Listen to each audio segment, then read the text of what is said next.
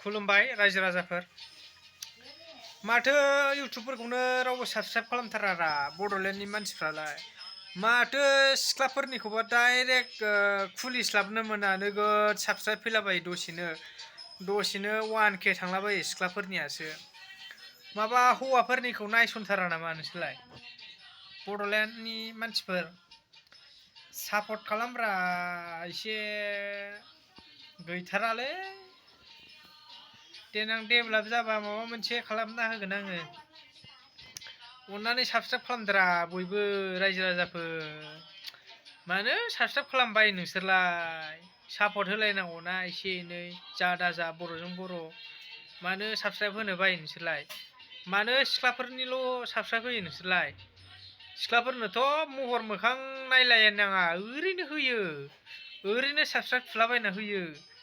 जोंनोलाय माथो थुवा जोंनोबो थुना होब्रा साबस्क्राइबाराव जोंबो साबस्क्राइब खालामलाबायथारो नोंसिनिखौ अन्नानै साबस्क्राइब खालामदोब्रा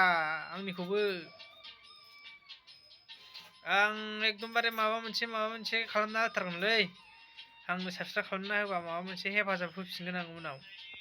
दा आंखौल' एसे डेभेलप जाहो रायजोफोर नोंसोरो दा आंना भिडिअआ बारा मोजां नुवाखै मोनाबाय नालाय लाइनाबो खमजुरिथार नै दा आङो गामियाव थाया नालाय आङो दिल्लीयावसो थायो नालाय माबा मोनसे स्कुलाव खामानि मावो नालाय आङो दा बेनिखायनो आङो नोंथांमोनखौ आंनि इउटुब चेनेलखौ साबस्क्राइब खालामनो थाखाय गुरै खावलायहरनाय जाबाय आं बिदेशआवसो खामानि मावो रायजोफोर अन्नानै आंनि चेनेलखौ साबस्क्राइब खालामबा गाहाम मोनगौमोन आङो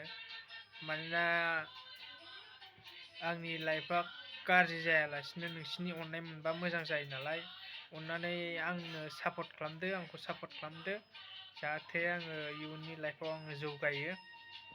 दा आंनि भिडिअ बानायनाया बेनोसै आरो रायजोफोर अन्नानै हेफाजाब होदो आंखौ आंनि इउटुब चेनेलखौ साबस्क्राइब खालामथारदो रायजोफोर बाबुमोन नानिमोन आब'मोन आदैमोन आफा जानायमोन एक्स गोसथोनायफोर आंनि अन्नानै साबस्क्राइब खालामदो देनां माबा मोनसे जागोन बियो अन्नानै